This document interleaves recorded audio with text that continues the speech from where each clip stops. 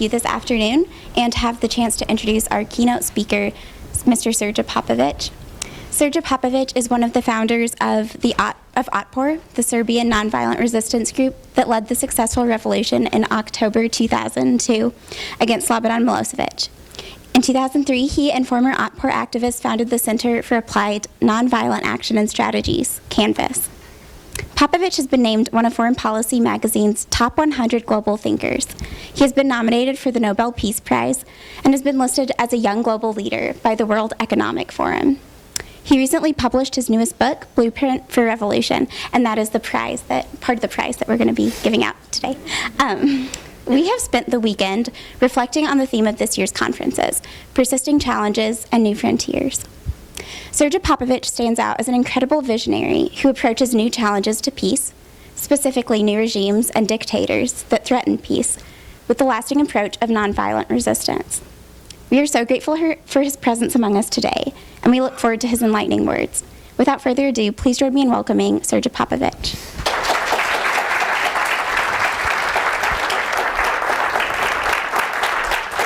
Thank you, Brenna, so much, and glad to be for the second time in my life in the Notre Dame. It's a pleasure and honor, and I know all the hard work and important work you guys do. And I'll try not to be boring, but we'll try to speak about our big passion, which is understanding nonviolent social movements and how they shake a world. And without further notice, I will start with pictures which may be the screenshots of your CNN, BBC, whatever. And you see the social movements are everywhere. And you know, whenever you turn the TV on, you see the bunch of people protesting, and they're fighting for democracy in a place like Hong Kong, or they're fighting for more fair society, or they're fighting for less racial segregation, like in the Black Lives Matter. So our life is really marked with the social movements. But our understanding of what they are or how they operate is so shallow. All we know about it is these pictures, these last pictures of concentration. A lot of people come to one place, and then the media come to cover it because media love these tactics of concentration.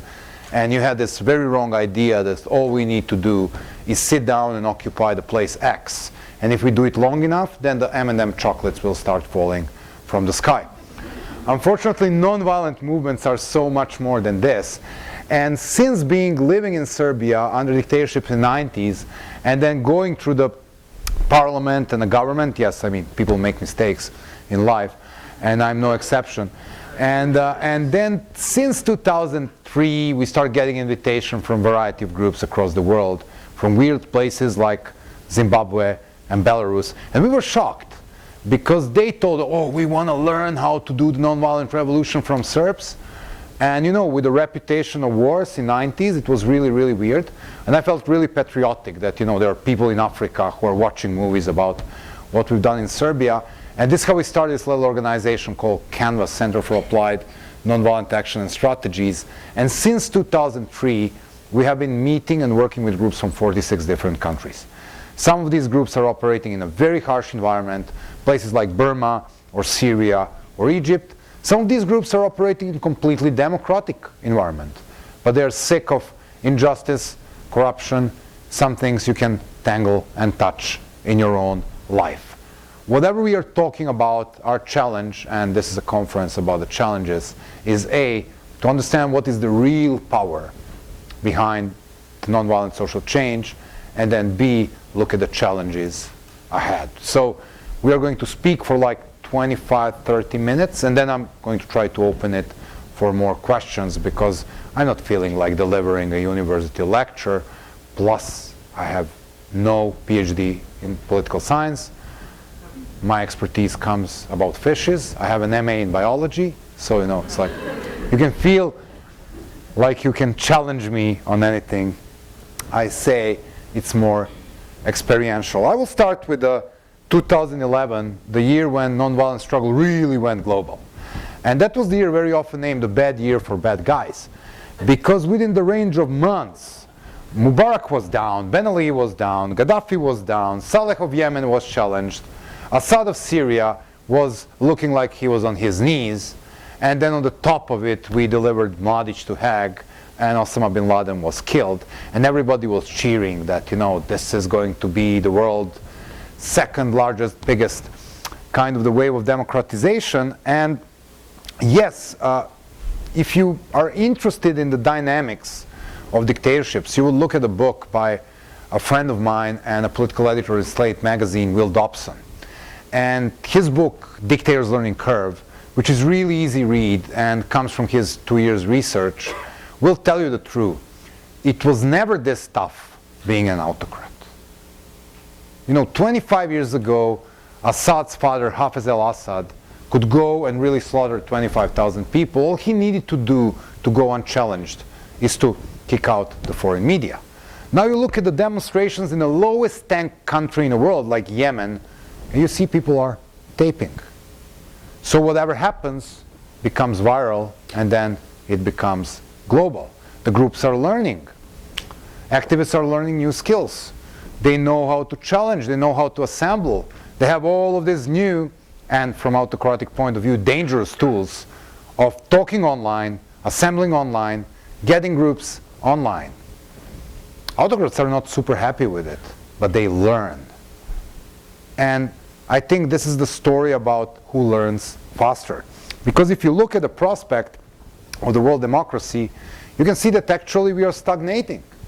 And whatever the media show you, you can have about a 90 countries which are, well, let's call them free, and then 58 which are partly free, and then around 50 which we call non-free. And this is where we are now, and we are kind of not moving. And the question is why? Is yes, we are learning how to challenge authoritarians, and yes, there are cool people smuggling USBs through balloons across the border of North Korea as we speak, which is the cover page of Wired magazine. I was super happy seeing it in the airport. But then in the same time, they're learning as well. Putin is becoming tremendously effective in closing down NGOs. There are more NGOs closed down on the basis of fire regulations in Russia than on the political basics. So you know, it's like laws are designed, and it is the question, how do you make these laws? So there is this learning curve of dictators and learning curve of democrats within the struggle, and I think we need to look really, really deep behind. It's like this year we came out with this new book called The Blueprint for the Revolution, and everybody starts teasing us because it's not a scientific book, and it doesn't have footnotes, and you can read it on a subway. And it actually tells a story about my favorite creature on the planet, the real world changers.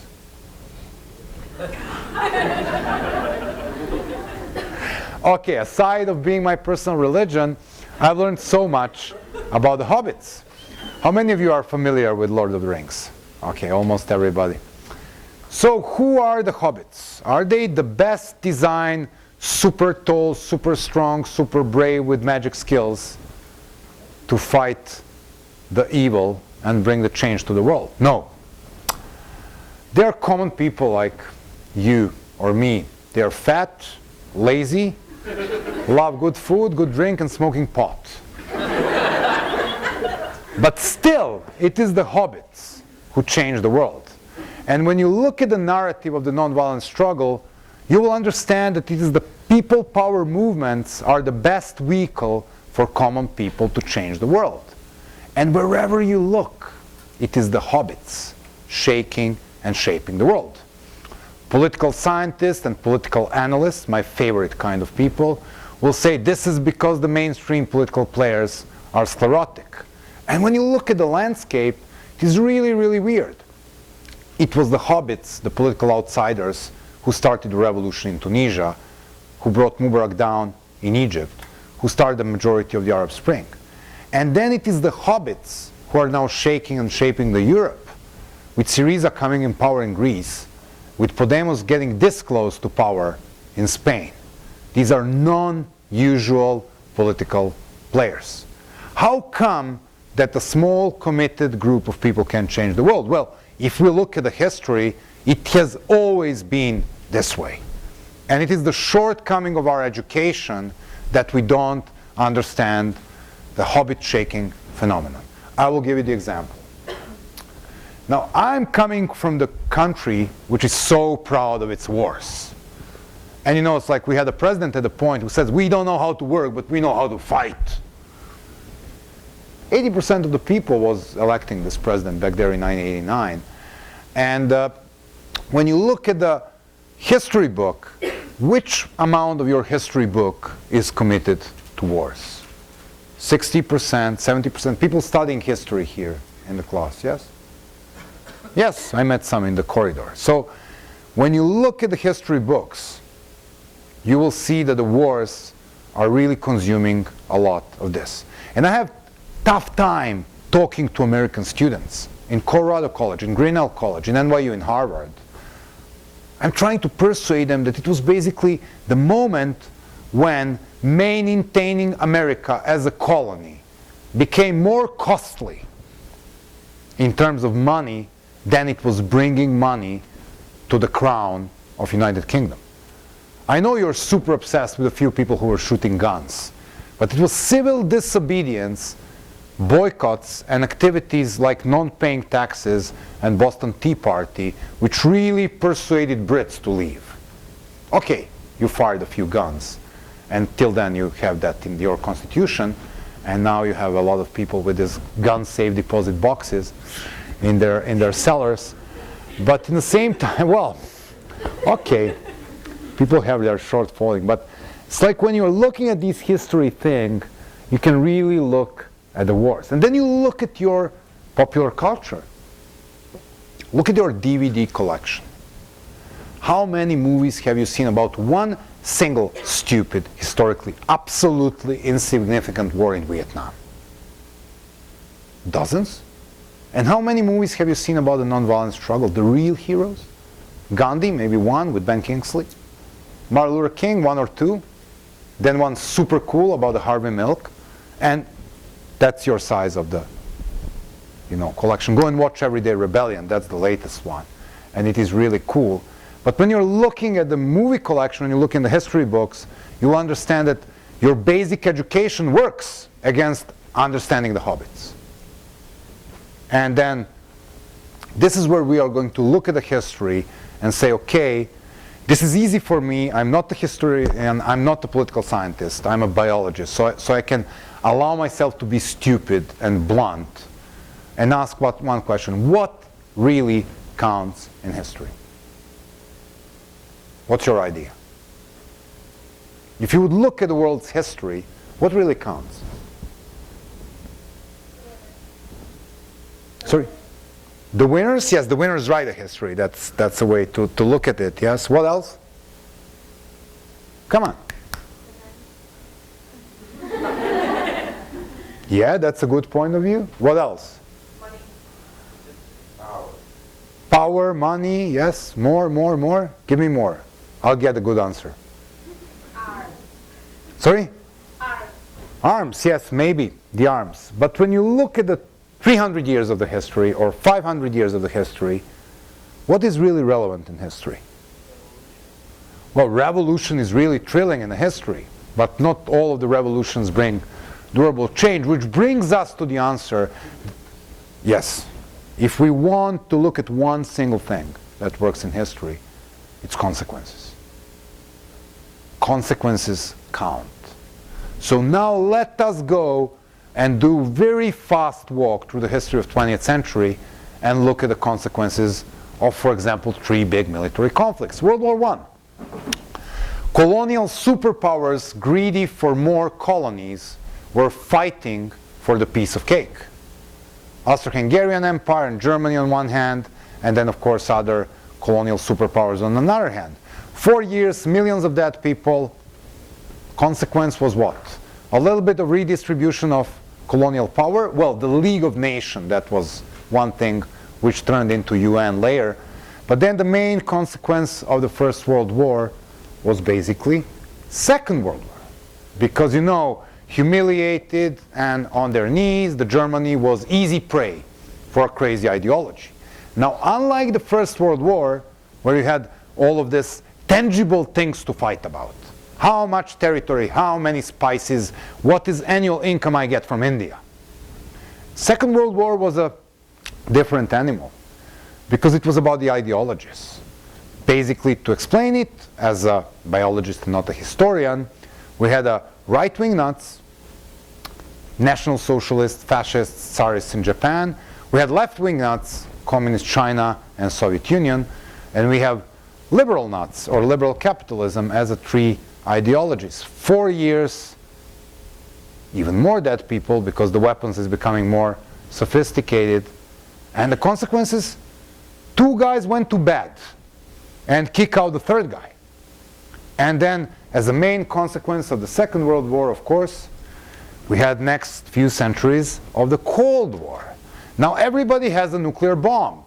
So we don't even try to get into the real war, but we'll do a little proxies. We'll do Korea here and Cambodia there and Vietnam there, and then we'll invade Afghanistan, and then you will invade Afghanistan. Did you notice something? I'm talking for like 4 minutes and I fast forwarded the main military conflicts in the 20th century. But from the point of 2015, I wasn't mentioning one single consequence. Think about the ideologies of the Second World War. Would you really go and kill somebody because he or she is a communist or is not a communist? Doesn't really matter. Still, it consumes 30% of our history book, the Second World War solely. Now let us move forward to the world of consequences of the thing we call nonviolent struggle. Starting with person number 1. Funny dress up, mustaches, funny glasses, Mohandas Gandhi. His quest to make India free of British colonial rule. His weapons, commitment, numbers, nonviolent struggle, strategies, dilemma actions, like a fantastic salt march. Consequences? Serious. After losing its biggest colony, the biggest colonial superpower, UK, the world was not the same place. Because there was a domino effect of anti-colonialism. In 2015, there were several British Virgin Islands, British this islands, several French islands, but basically that was the beginning of the end of the colonialism as we know it. Serious consequence. And we still are experiencing it. Another guy with mustaches recently celebrated Martin Luther King. I know he's an important figure in your history, but let's look at him from the point of Hobbit. The guy was a village priest. He didn't graduate from Harvard, but because of his, power and because of his courage and because of his commitment, he started something which ended several decades after that in the last world's fortress of racial segregation, Pretoria, South Africa. Consequences? It is highly unlikely to judge a person per color of skin in 2015. Not here, but anywhere in this big world. Plus, what's the color of skin of a US president? Now we are talking consequences. Then more people with mustaches, Lech Walesa, the leader of Polish Solidarity, electrician from the shipyard in Gdansk. Hobbit, if there was ever one. I didn't even try college, no. But he was capable of making a movement which kicked out 1 million Soviet troops from their biggest Cold War prey, Poland. Beginning of the end of the Soviet Union as we know it, the fall of Berlin Wall, and united Europe, in which we live now, are possible consequences of this success. So how come that we are super obsessed with all of this violent struggles? Probably because we don't know how to read our history and how to listen to our leaders. It's a very big difference between these two types of conflicts. Let's go to the inspiration first. There is more power in socially organized masses on the march than there is in the guns in the hands of the few desperate men. Our enemies would prefer to deal with a small armed group rather than with a huge unarmed but resolute mass of people. The very substance of difference between the violent and non-violent struggle is embedded in these words. Because what you understand is how you win the nonviolent struggle is numbers. So you need to mobilize anywhere between 3 and 7% of the population, which makes this change more stable and more durable. What does the science has to say about it? The great study by 2 American scholars, Maria Stephan and Erika Chenoweth, was treating 323 different conflicts in the last 106 years. They got to the tremendous results. If people were thinking that nonviolence is sitting around holding your heads and singing, which is the type of the workshops I always escape from, this is what it will tell you. Nonviolent struggles are not only more moral, but twice more likely to succeed than the violent campaigns. So we are looking at a prospect of 26% if you take arms up or you start throwing Molotovs. We're looking at the prospects of 53% if you are taking nonviolent struggle. They also came to another stunning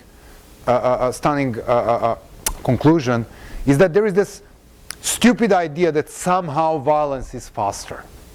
So we can't really do it through the nonviolent struggle. We get very impatient, like Syrians, and let's take up arms. Average nonviolent campaign out of 323 looked at lasts for 2.5 years. Average civil war lasts 5 years. So it's not only twice more likely to succeed, but it is also twice more likely to succeed in a short time frame. But there's a very big fun of democracy, and that comes with the fact that you lived in dictatorship and now you live in democracy. This is the only prospect which really interests me. They were looking at the prospect of country becoming a stable democracy after the major social change. Change of the government, proclaiming of the independence, and this is what they get to. You want to try the Libyan, Afghanistan, Iraqi scenario, your chances to end up in democracy are 4%. Where if you try a mass upscale nonviolent uprising, your chances to succeed are 41%. This is science. This is not something like a crazy preacher of nonviolent struggle. You can find this online. It's a very good book. So now, when we look at these situations, we try to dissect what really lies behind the success of hobbits. How do you start?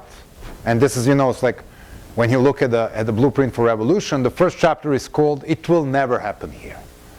Every time you meet the group across the world, I want to sit down and talk with you about the stupid law in Arizona. And so people will say, no, we can't really make a social change here. Because the people are too busy buying in Walmarts. They just don't care. And then you meet Syrians, and they say, this will never happen in Syria because the regime is too oppressive. So there is a list of reasons why this will never happen here. But then your answer is, look at the Lord of the Rings. Think big. There is a big journey ahead of you. But start small. Start graffiti, start street theater, start recruiting. Look at the achievable victories. How many of you have seen the film Harvey Milk? Do you remember how your first LGBT representative got elected? What was his victory point? Was it gay rights? No. Harvey Milk ran 2 campaigns on the basics of gay rights and lost miserably. It was when he started listening to the people, understood what really matters, and changed his platform, is when he says, whether gay or straight, I am the person who is going to clean San Francisco of the dog's poop. So it was the dog's poop that made Harvey Milk elected, and the rest is history. But it was the brightness and the brilliance of understanding that A, you need to listen to the people, B, you need to find a topic which equally matters to the people regardless of their neighborhood, color of skin, or sexual orientation. He was picking the good unity point. He was following the Sun Tzu advice, which says, pick the battles you can win. And when you look at the principle of successful nonviolent struggle, we're looking at the unity, whether this is a political unity or this is a racial unity. It was not when Martin Luther King assembled all the black people in his movement.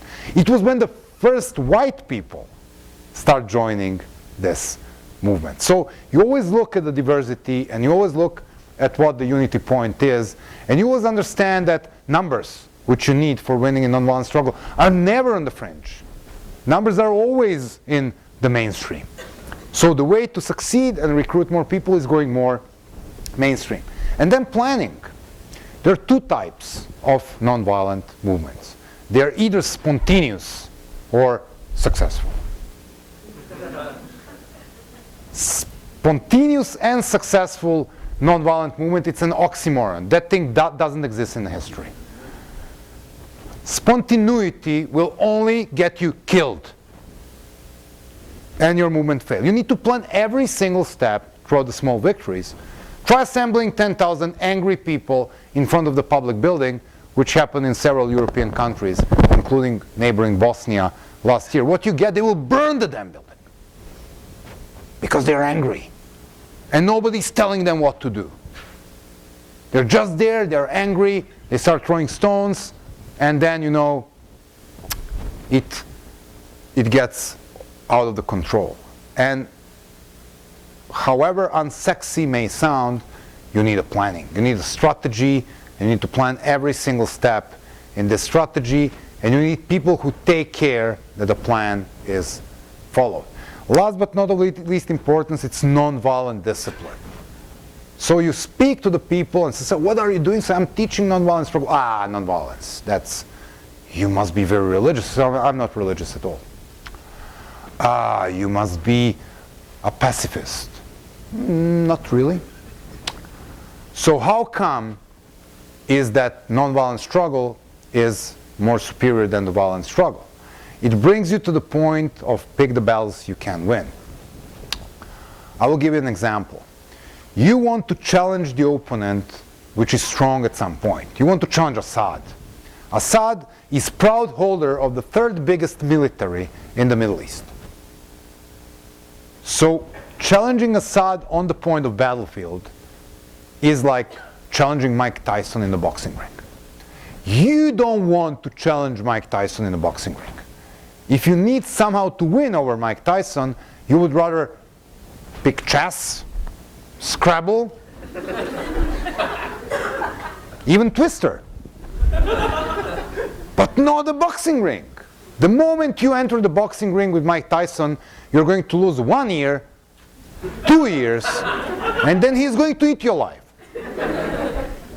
You don't need to try. I will tell you what is going to happen. Because it happens always. The moment you try to challenge Assad, you'll be wiped out.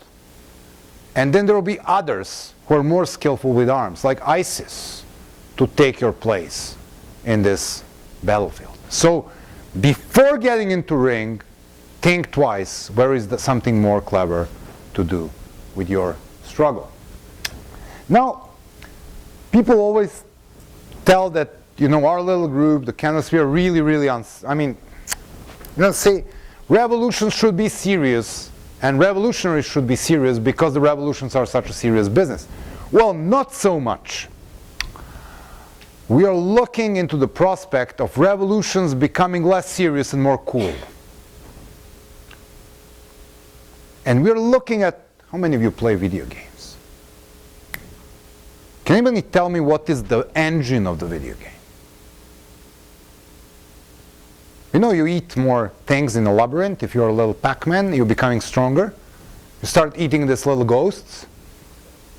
And when the ghosts eat you, then you lose some. This is the engine. So if there is a video game engine of nonviolent struggle, you will look at the forces of status quo, namely fear and apathy. And you will look at the forces of change. And the main force of change is, of course, enthusiasm. And if you see enthusiasm growing, and people running towards police, instead of running from the police, then you see the game is changing.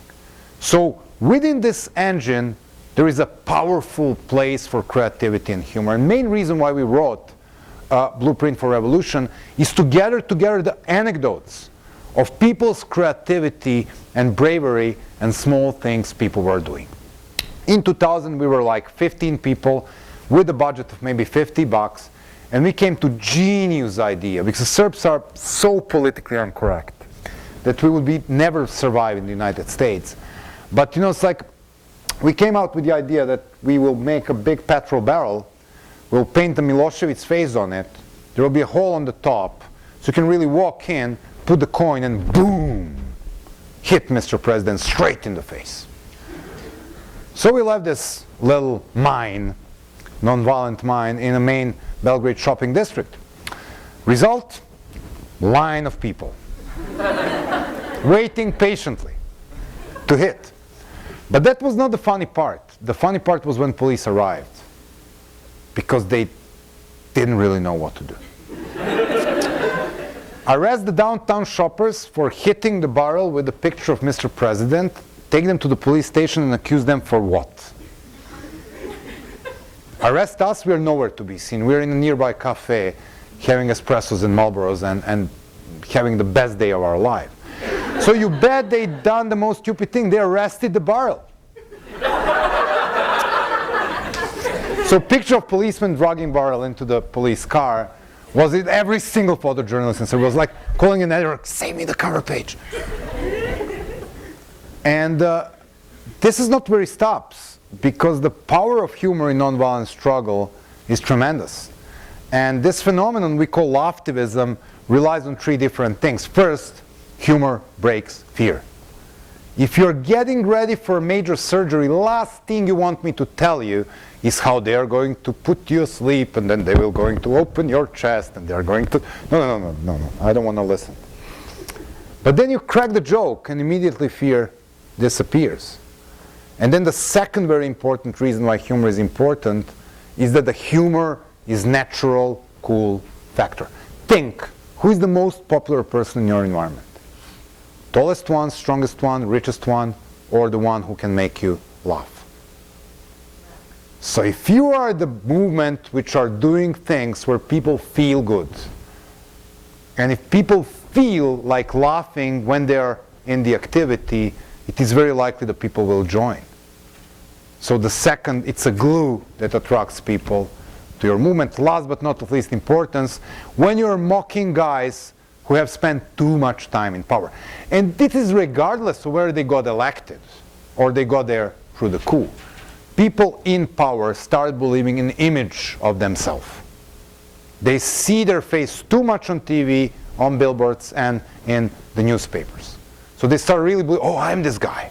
You know, look at me. So when you mock them, they don't really know what to do. And they often do something stupid. 2012, there were disputed elections in Russia. And of course, people could protest in Moscow and St. Petersburg because Putin was clever and he knew where the cameras are. But elsewhere, no protest. So, small place, which is called Barnaul in Siberia, I can find it on the map. But they said, okay, we can't protest, but maybe our toys can. So they came out with the little toys and a little Lego town, and they built it up, and everybody was carrying little transparents like Putin 127%. Give us our vote back. And everybody was having fun and taping and posting photos. And even the police was there and nothing really happened the first day. But then it came on the YouTube and became viral. So somebody's watching this in Kremlin, taking the phone, calling the chief of police in Barnaul. When they apply for the protest the next week, they get the written explanation from the chief of the police saying that the protest of 100 toy soldiers, 15 Kinder toys, 15 toy cars is banned because the toys are not citizens of Russia. I would die to have this paper in a frame on the wall of my office. But on the wider picture, look at this. Look at the image this gives. We are talking about a man who is spending so much time posing shirtless, wrestling tigers, saving dolphins from drowning, and he's afraid of toys. So never underestimate the power of humor and creativity, because it really can give you the boost. Now, challenges.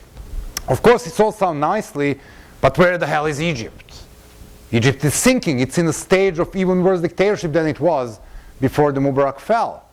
My friend Mohammed Nasheed Ani, who used to be the first democratically elected president of Maldives, is brought down and now is in the cell under charges of terrorism.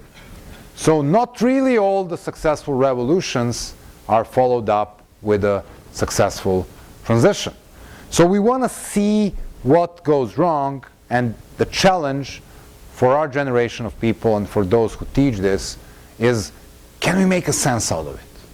How do we know how to get prepared for durable social change? Because you remember, 42% of the struggles won through the nonviolent struggle and in democracy, but what is with 58%?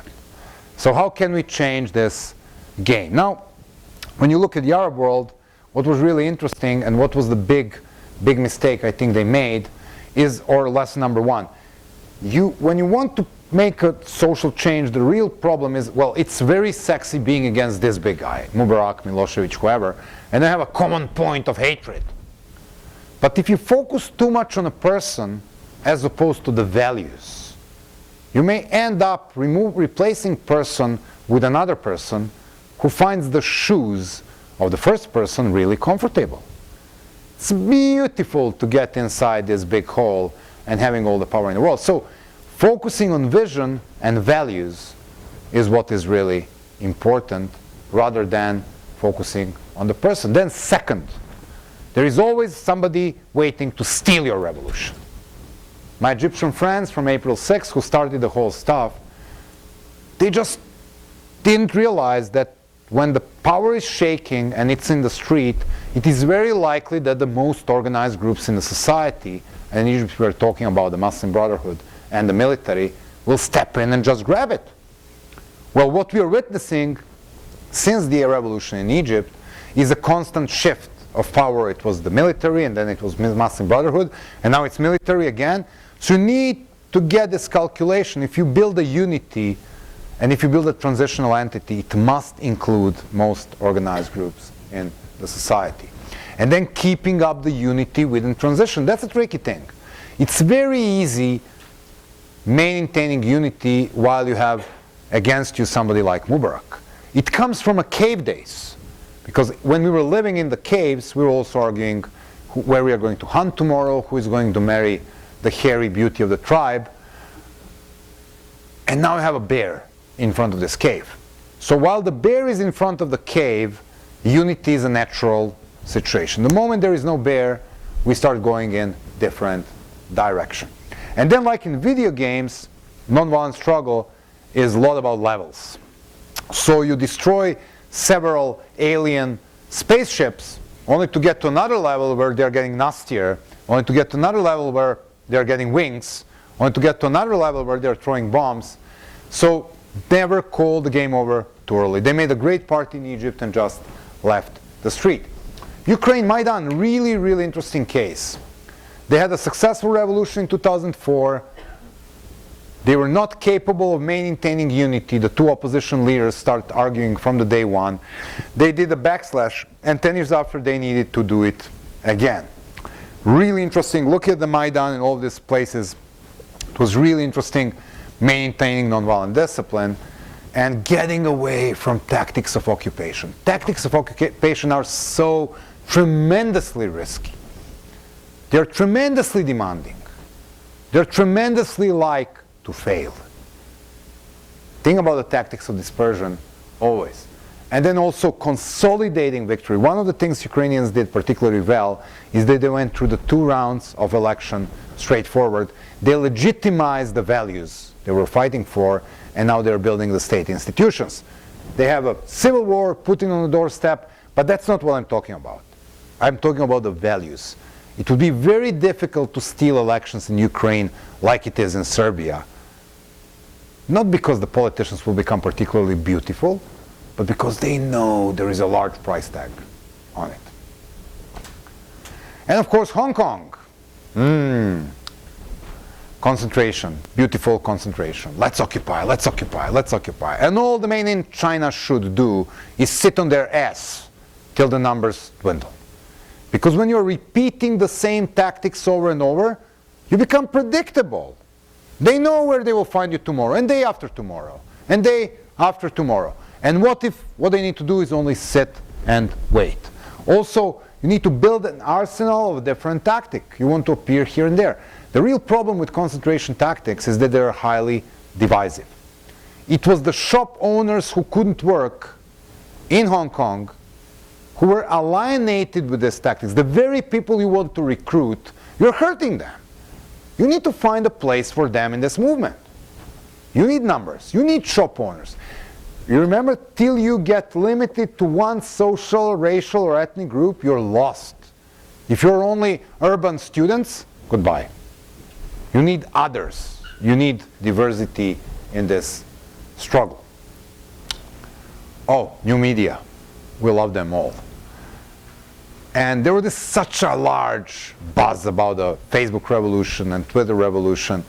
And there is this fantastic guy called Clay Shirk. You want to look at his TED Talk, who wrote a book. He's a professor from NYU. Here Comes Everybody. And he really believes that the new media have changed, and they had tremendously changed the landscape of the nonviolent struggle.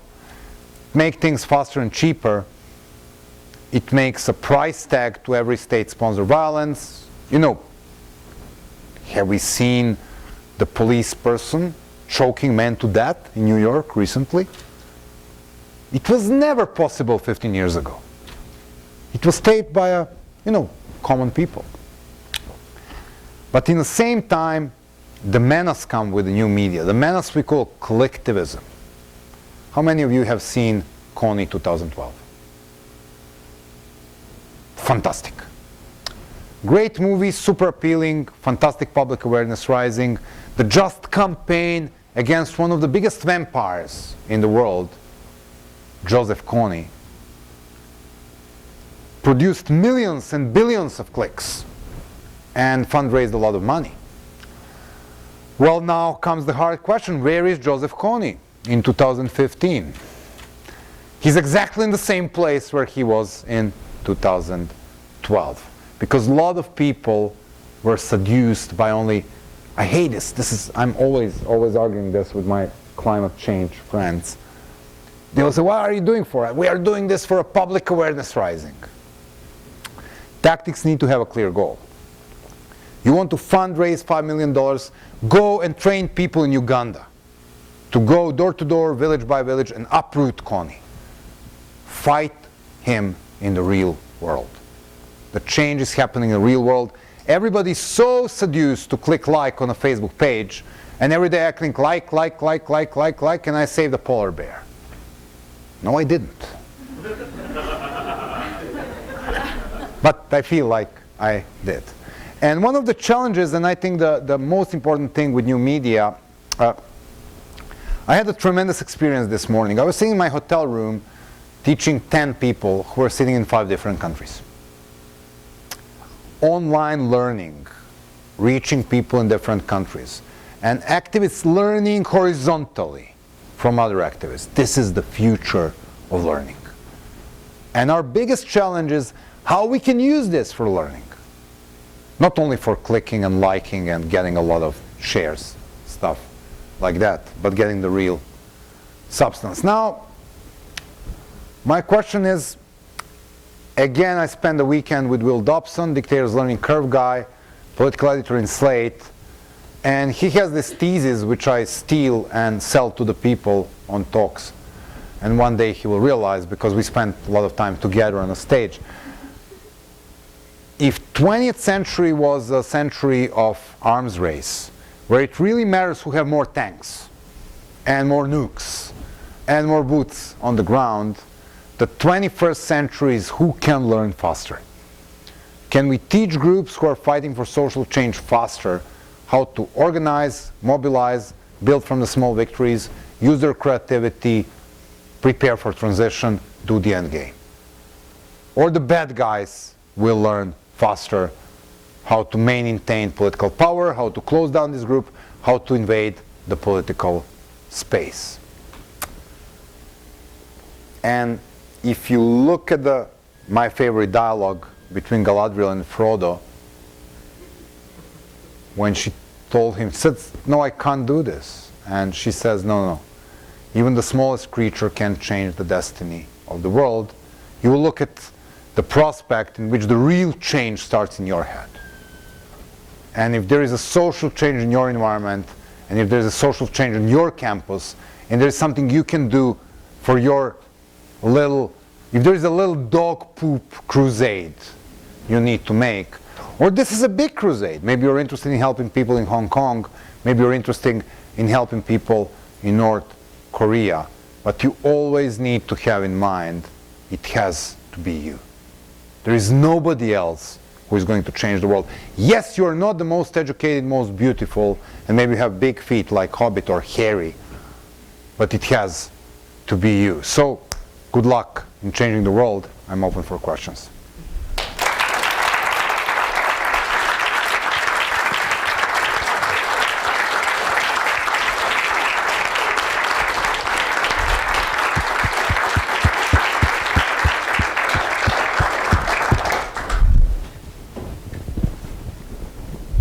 Before we take a question, there's one small announcement to make. Because we are recording, video recording this amazing event, please don't begin your question until we approach you to hand in the mic. Thanks. Yep. Thank you. I have kind of a two-in-one question, I guess. So just like with your involvement, in organizing for nonviolent action, how would you handle ISIS, and how would you handle the conflict in Mexico with like the cartels and the unsolved murders, the desaparecidos, the students who have disappeared, the 43 missing students from Ayotzinapa? And yeah, thank you. Well, I wouldn't really like to need to handle ISIS. This is a great question, and I think this is one of the challenges for this type of struggle, is understanding how do you fight non-state actors. We know a lot about how to fight the state actors because we can easily map the state. We know the pillars, we know the institutions, we know how to target these pillars, and if you want to perform a social change against the state, whether democratic or autocratic, then you know how to deal with it. We were doing a little research. We actually spend a lot of time debriefing people we know in Middle East who are knowing this menace, who are meeting this menace. And we realized that the images we get with people getting decapitated and stuff like that, this is the message for us. The really dangerous message is the message to their members and their supporters. So it's like when you're looking at it, I would speak about the real problem is like what we are witnessing now with planes and military is more like fighting mosquitoes. What we really want to do is to look at how to dry a swamp. So to look at what's behind this, and there are like three big vacuums we are witnessing now in this situation. First of all, you want to go to the Oslo Freedom Forum and watch the speech of the guy called Suleiman Bakit. He's a Jordanese professor, and he's going to schools and places like that. And he told me that, he told from the stage, he says, what really struck me is that unlike Al-Qaeda, ISIS is considered to be cool. This is a big difference. Al-Qaeda was evil or bigger than life for supporters, but it was never cool. So they're building up their cool narrative, and this cool narrative is built in the vacuum of the positive narrative. And this is when he understood that the way to fight it is to create the real Arab comic pop heroes. Because we somehow live with the image of that, Yoda and Luke Skywalker are cool, and then Darth Vader is this tormented character who is not really happy in life, even powerful. But there is a lack of this type of pop culture. So building up the pop culture narrative and fighting the ISIS narrative with this, and we can see growingly, last week in New York Times and Wall Street Journal, the group of young people from exiled Syrians who are making the mocking movies where they are mocking ISIS. So this is the way to fight them on the cool side. Then the second vacuum is vacuum of delivery. I spoke with two girls from Iraq whose village is now run by ISIS.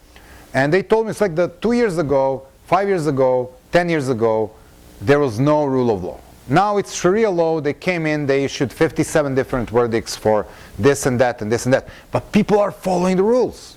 Nobody's making traffic violations. Nobody's stealing. Order. So the vacuum of delivery is what makes these people, seeing come in. And there is so much vacuum of delivery in the Middle East. And there are so many organizations which are spending millions, organizations like USAID or European funds, but they don't spend it on delivery. They spend it on building roads. It's like building this culture of delivery and building a sustainable place to live is the other way to deal with this kind. And these things are not, this is not violent struggle. Violent struggle is killing mosquitoes. Killing a narrative and killing the vacuum of delivery is where you can challenge them with non-violent struggle. So I'm not sure if I answered your question, but at least it's a food for thought.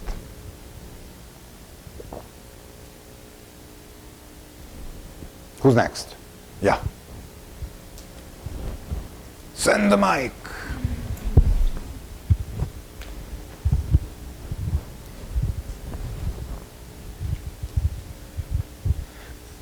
Thank you for the very inspiring talk and very humorous. So you mentioned throughout your session or your lecture, if you want to call it, the presence of the big bear outside the cave, and how when internal parties unite, they unite against one enemy. When most of the nonviolent struggles we know about are usually against dictators, against autocratic state through its different elements and parties. But how? Because you also mentioned that you must include organized groups in your struggle. Mm-hmm. And in the case of Egypt, maybe what you mean is including the Muslim Brotherhood and the military.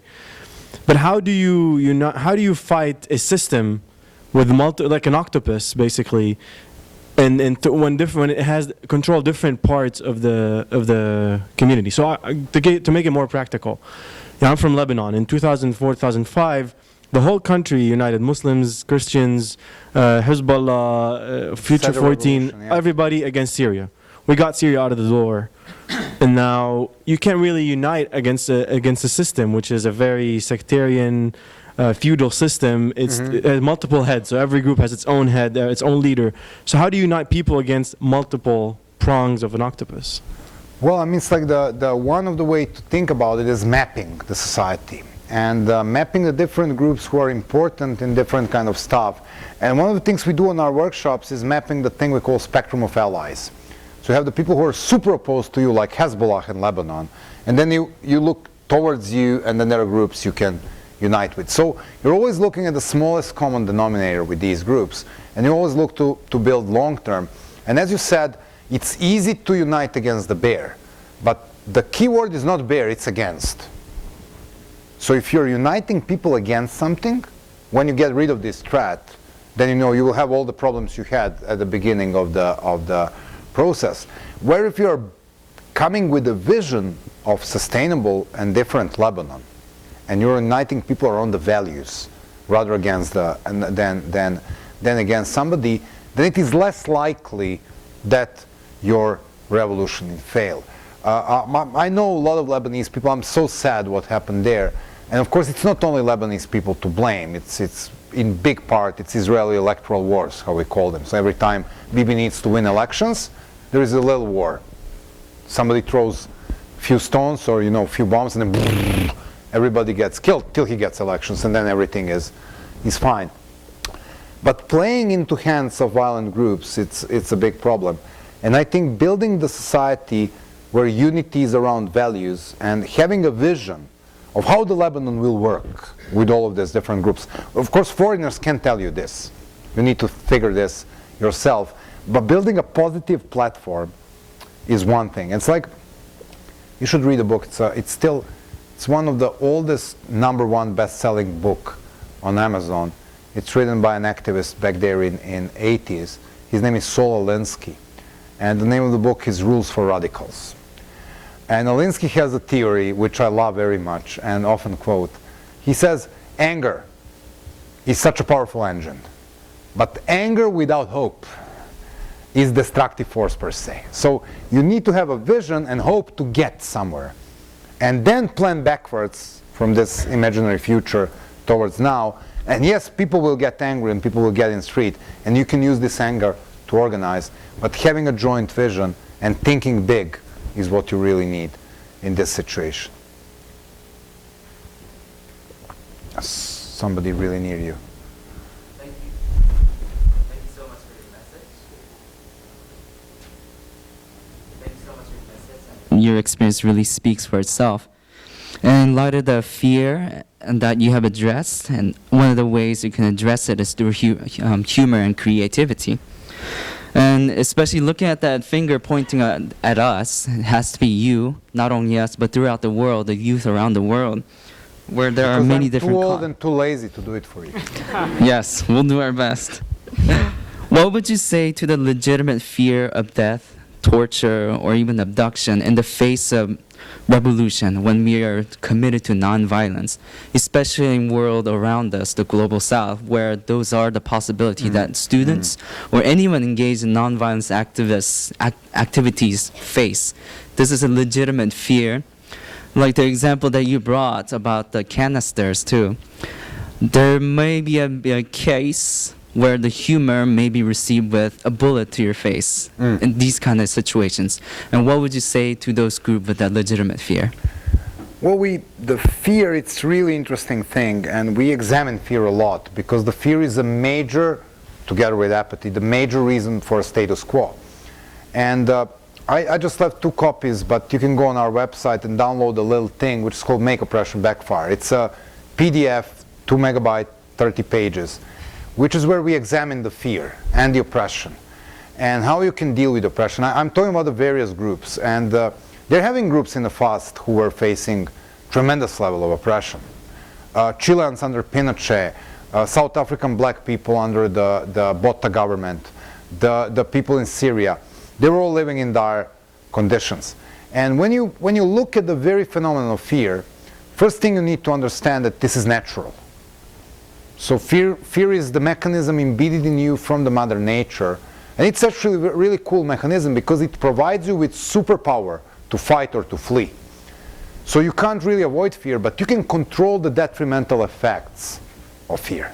And understanding what is happening for you behind the door. Debriefing people who were arrested. Making sure that you're using tactics which are low risk, because a lot of people will take risk of wearing badge. Not too many people will take a risk of losing job, getting arrested, or worse. So you want to structure your struggle over the small tactics of dispersion rather than the large tactics of concentration. So in Chile, because they knew they will be killed, instead of going for a demonstration, they organized the people to drive half speed, which created a havoc in Santiago, of course. And they couldn't distinguish who started this, because if 50 of us are driving half speed, the whole city is in a blockade.